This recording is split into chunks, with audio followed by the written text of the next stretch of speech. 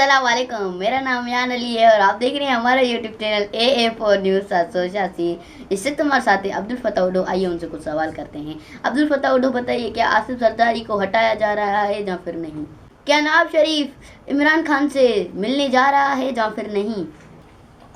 जी बिल्कुल आयान अली, आज हम बात करेंगे खास तौर पे जो ये सोशल मीडिया पे बातें गर्दिश कर रही हैं कि सदर आसिफ अली जरदारी उसको हटाने की बात की जा रही है। दूसरा जो मियां नवाज शरीफ वो जो है जेल में मिलने के लिए इमरान खान से जा रहे हैं, ये अफवाहें भी गर्दिश कर रही हैं। 27वीं आइनी तरमीम है, उसके बारे में भी कहा जा रहा है कि बड़ी खतरनाक 27वीं आइनी तरमीम आ रही है। मुख्तसर तौर पे उस पर भी बात करेंगे। सबसे पहले जो योम आशूरा जो है वो 10 मुहर्रम अल हराम का पूरे मुल्क में अमन अमान के साथ वो गुज़र गया, और वहाँ पर जो बहुत सारे सियासतदानों ने बयानात भी दिए, और उन्होंने बयान दिया कि आशूरा हमें हक़ बातिल, अदल और जुल्म के दरमियान अबदी जंग की याद दिलाता है। अब ये किस हद तक उस पर अमल दारामद खुद करते हैं सियासतदान के हक़ व बातिल की बात करते हैं, और जो अदल की बात करते हैं, क्या वो उन पर अमल करते भी हैं या नहीं अमल करते हैं, ये सारे लोग समझ गए हैं कि ये तो उनका सिर्फ बयान की हद तक है। दूसरी बात यह है कि सदर आसिफ अली जरदारी को जो है वो हटाने की बात है की जा रही है कि उसको ओहदे से हटाया जाए और सदारती ओहदे से हटाया जाए। तो मैं नहीं समझता कि ये इतना आसान काम होगा, क्योंकि अगर सदर आसिफ अली जरदारी को हटाया जाएगा तो उसके बाद जो है पाकिस्तान पीपल्स पार्टी में ज़ाहिर है गम भी होगा, गुस्सा भी होगा। तो वो मैं नहीं समझता कि उसके बाद जो है शहबाज शरीफ की हुकूमत भी आगे चल पाएगी। तो माजी में भी अगर देखा जाए तो शहीद मोहतरमा बेनज़ीर भुट्टो का बयान जो है वो रिकॉर्ड का हिस्सा है।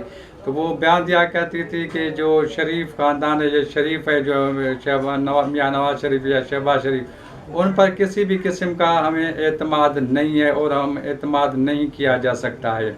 और जहाँ तक बात की जा रही है कि अपना मियां नवाज शरीफ वो जेल में मिलने के लिए इमरान खान से जा रहे हैं, तो इसमें भी अब कोई सदाकत है ही नहीं है, क्योंकि इमरान खान के जानिब से, उनकी बहनों के जानिब से भी अब ये बयान आ गया है कि वो किसी भी सूरत में जो है वो मियां नवाज शरीफ से अपना इमरान खान मिलने के लिए तैयार नहीं है। तो ये तो बात अब यहाँ से तकरीबन ख़त्म हो गई है, क्योंकि अगर मियां नवाज शरीफ जेल में मिलने के लिए जा रहे हैं तो वो जाहिर सी बात है किसी को पैगाम देने के लिए जा रहे हैं कि हम इकट्ठे भी हो सकते हैं, हमें न छेड़ा जाए।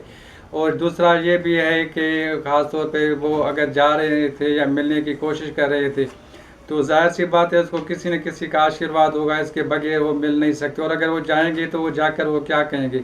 इमरान खान तो यही कहता है कि आप जो है वो फॉर्म 47 पर आप जो है हुकूमत आपकी बनी हुई है, 17 सीटों वाले आप बैठे हैं, आपने हमसे मखसूस नशस्तें छीनी हैं, आपसे बात करके हमें क्या मिलेगा? तो वो जाहिर सी बात है कि इमरान खान जो है वो उससे मिलने के लिए तैयार नहीं है। अब 27वीं आइनवी तरमीम के बारे में बताया जा रहा है कि वो 27वीं आइनवी तरमीम भी अब आ रही है।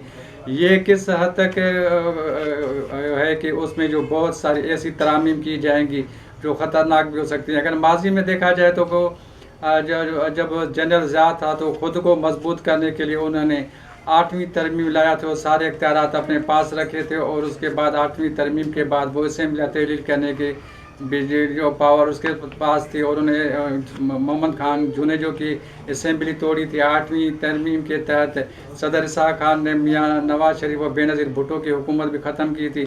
लेकिन जब 13वीं तरमीम आई, जब 2 ताई अक्सरत मिली थी 1997 में मियां नवाज शरीफ को, तो उन्होंने इस तरमीम को ख़त्म किया। आगे चल के जो परवेज़ मुशर्रफ की जब हुकूमत आई तो उन्होंने 17वीं तरमीम करके फिर इख्तियारात अपने पास रखे, और सदर के पास सारे इख्तियारात थे। फिर 18वीं तरमीम आई, और जो है आसिफ अली जरदारी और उसकी जो हुकूमत थी खासतौर पर पाकिस्तान पीपल्स पार्टी की, तो उन्होंने उस तरमीम को ख़त्म किया, वो सारे इख्तियारात जो पार्लियामेंट के हवाले किया। तो अब तक की सूरत हाल ये है कि सदर आसिफ अली जरदारी के बारे में जो अफवाहें हैं, अब तक ये अफवाहों की हद तक उसको हटाया जा रहा है, और मियां नवाज शरीफ जो है वो मिलने जा रहे हैं अपना इमरान खान से, तो इसमें कोई सदाकत नहीं है। मुल्की तहरीक के लिए भी प्लान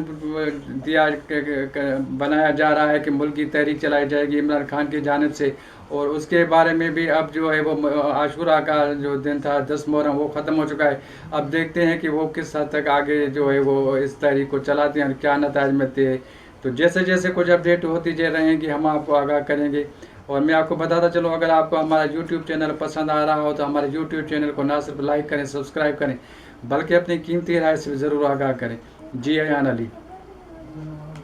अब्दुल फत्ताह उड्डू, आपकी बड़ी बड़ी मेहरबानी, आपने हमें टाइम दिया। इंशाल्लाह नेक्स्ट प्रोग्राम में मिलेंगे। अल्लाह निगहबान। मज़ीद न्यूज़ एंड अपडेट्स के लिए इस चैनल को सब्सक्राइब करें।